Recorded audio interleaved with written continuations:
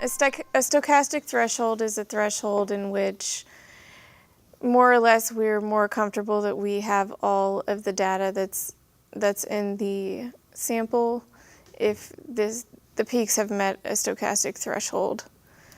As far as the CPI is concerned, I have always, as in my experience, I've been here 5 years, we've always had a stochastic threshold. So I can't really speak to testifying without that. Maybe Courtney can a little bit. And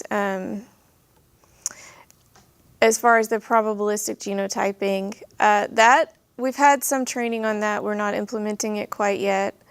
It doesn't necessarily change what mixture evidence you would use. It's just a different way of performing a statistic on that mixture evidence. So I don't know if that answers the question. What's the stochastic threshold, and why can Courtney talk about things that you cannot? I'm old. I'm old. I'm much older than she is. And so I've been there longer.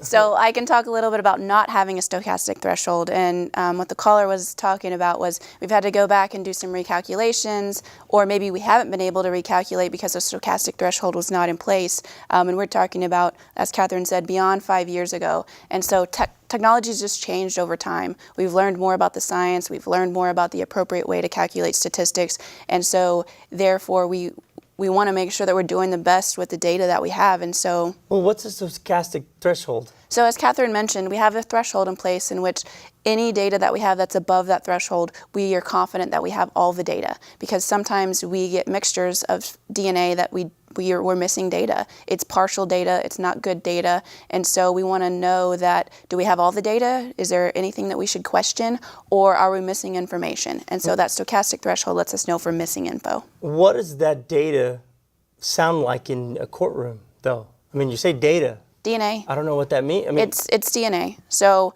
a mixture is obviously more than one person's DNA there. And so when we look at data, it's literally peaks on a graph that are different color, and there's different sizes of the peaks. And so dependent on the size of the peak, it relates back to a threshold. And so if we can say it's a certain size and then it's above the size that we would anticipate, then we could say it's above our threshold. If it's smaller peaks, then it may not meet our threshold, and so we may question it and we may believe that we don't have all of the information. Does the threshold, you pass the threshold and you're able to present that evidence in court with a greater confidence? Is that my understanding of what you're saying? That's a fair statement. We would be able to apply statistics to locations that we feel we're not missing data, and so it could change the statistical weight on a sample if we have all the data versus if we have less data. We might have a statistic of 1 in a quintillion if we have all the data. It might be 1 in a billion if we're missing information. You know, recently there's been talk on the news and TV of, well, they got the formula wrong. It's not 1 in 10 quintillion. It's 1 in 100,000. Is that true, or is it not true, or is what? I mean, something changed recently. Right. I wouldn't say it was the formula that was wrong. It was the data and understanding.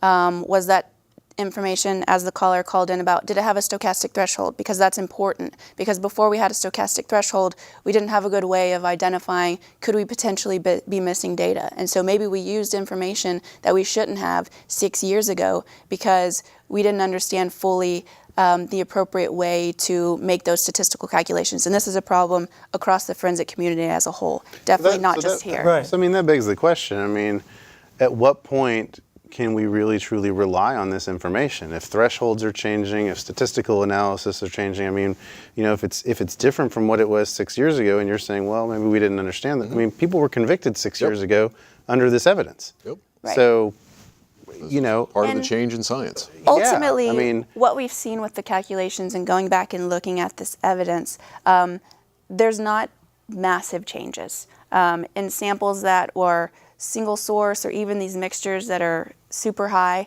we don't have changes. The only spots that come into question are the data that's really low.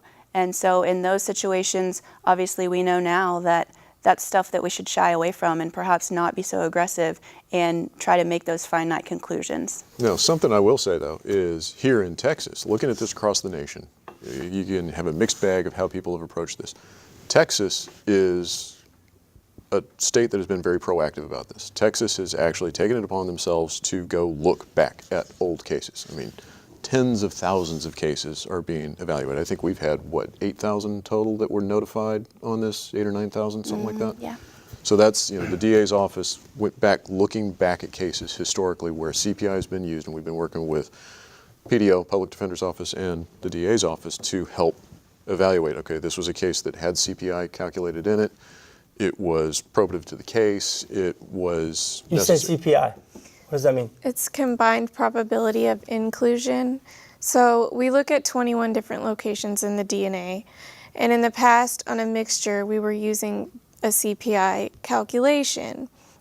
And with a CPI calculation, you can only use the locations in which you're confident that you don't have data missing. That's where the stochastic threshold comes into play with CPI. With probabilistic genotyping, you can use locations in which you may have something missing, but the calculation accounts for that possibility. So it's just a different type of statistical calculation on a mixture than we've done in the past.